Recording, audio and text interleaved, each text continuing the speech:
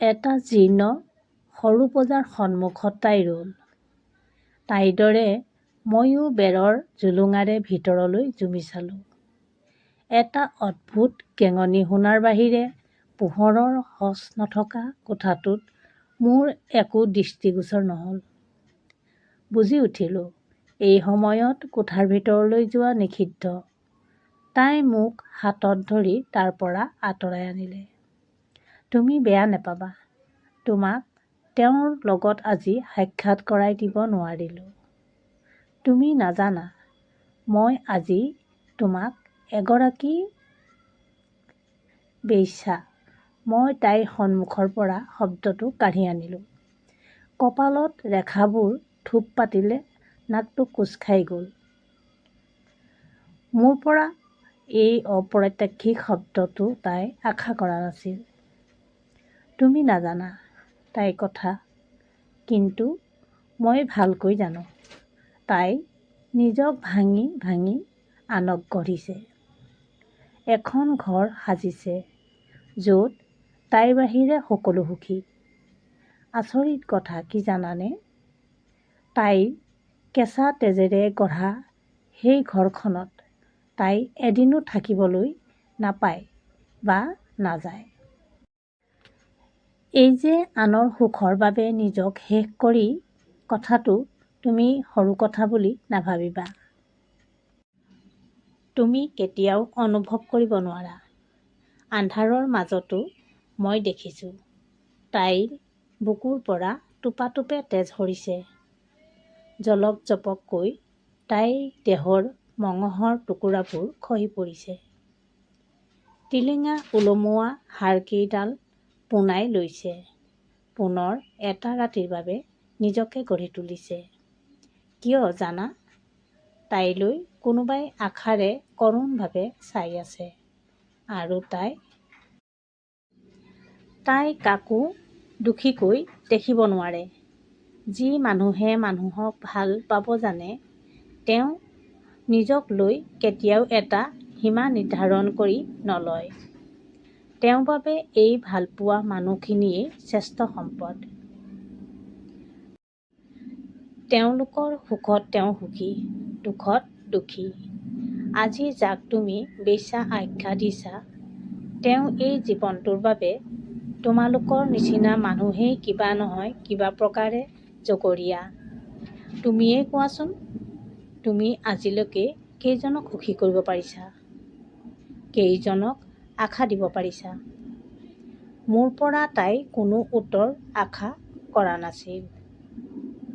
আচলতে কিবা এটা ক'ব পৰাকৈ মই যোগ্য হৈ থকা নাছিলোঁ। মোৰ চকুলৈ এক পলক নোচোৱাকৈয়ে তাই আঁতৰি গৈছিল। মানুহ হ'ব নোৱাৰাৰ দুখত মই অস্থিৰ নিসংগ। মোৰ মূৰত ঠাউকতে আকাশখন ভাগি পৰিল। অকণমান আগলৈকে যাৰ অস্ফুট গেঙনিত নাক কোচাইছিলোঁ, যাৰ কথা শুনোতে পাপৰ অংশ গাত মেৰিয়াই লোৱাৰ দৰে লাগিছিল, তেওঁক এতিয়া পূজা কৰিবলৈ মন গৈছিল। মই সিদ্ধান্ত লৈছিলোঁ, অন্ততঃ তেওঁক এবাৰ মানুহৰ দৰে লগ কৰিম। সেইদিনা আৰু টোপনি নাহিল। কাৰণ ভাহি থাকিল জীৱনৰ এটা ধূসৰ অদ্ভুত গেঙনি। হে ঈশ্বৰ, তুমি মোক ক্ষমা কৰি দিবা। নিশ্চিন্তা বৰদলৈ নিউজৰ সৈতে নাকফুলা পিন্ধা ছোৱালীজনী। নাকফুলা পিন্ধিলে মই দেখি ভাল পাওঁ। সপ্তম শ্ৰেণীত পঢ়ি থাকোঁতে আমাৰ ক্লাছলৈ নাকফুলা পিন্ধা ছোৱালী এজনী নতুনকৈ আহিছিল। লগৰ ল'ৰা এটাক ক'লোঁ, ঐ ছোৱালীজনীক ধুনীয়া লাগে ন? কথাটো তাক ক'বলৈহে পালোঁ। সি ভালৰি বুজাই ছোৱালীজনীক কৈ দিলেগৈ যে মই হেনো তাইক ভাল পাওঁ। দুদিনমানৰ পিছত ছোৱালীজনীয়ে মোক অকলে পাই গৰজি উঠিল। তোক চেণ্ডেলে চৰিয়াই কাণ ফালি দিম। ময়ো পিছ পৰি নাথাকিলোঁ। তই মাৰিলে মই কি চাই থাকিম? একে ঘোচাই নাকৰ ব্ৰাণ্ডা উফৰাই দিম। বিদ্যালয়ৰ পৰা বিশ্ববিদ্যালয়ৰ এটা দীঘলীয়া পৰিক্ৰমাৰ পাছতো তাই আৰু মোৰ মাতবোল নহ'ল। আজি আকস্মিকভাৱে তাইক দেখা পালোঁ। কোচত মৰম লগা এজনী ছোৱালী।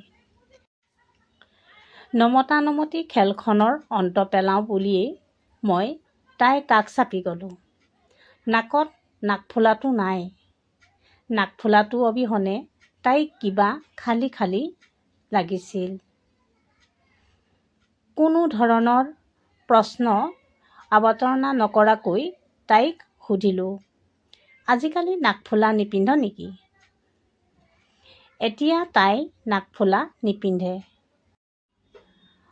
হয়তো কাহানিও নিপিন্ধিব। ছোৱালীজনী কোচত লৈ তাই গ'লগৈ।